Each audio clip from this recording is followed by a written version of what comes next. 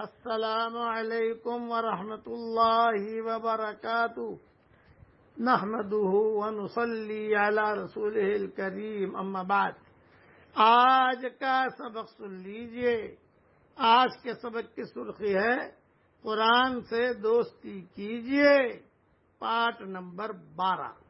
رسول اللہ صلی اللہ علیہ وسلم ایک ایک حرف واضح کر کے اور ایک ایک آیت کو الگ الگ کر کے پڑھا کرتے تھے، اور رسول اللہ صلی اللہ علیہ وسلم کا ارشاد ہے، قرآن پڑھنے والے سے قیامت کے روز کہا جائے گا، جس ٹھہراؤ اور خوشی لہانی کے ساتھ تم دنیا میں بنا سوار کر قرآن پڑھا کرتے تھے، اسی طرح قرآن پڑھو اور ہر آیت کے صلے میں ایک درجہ بلند ہوتے جاؤ۔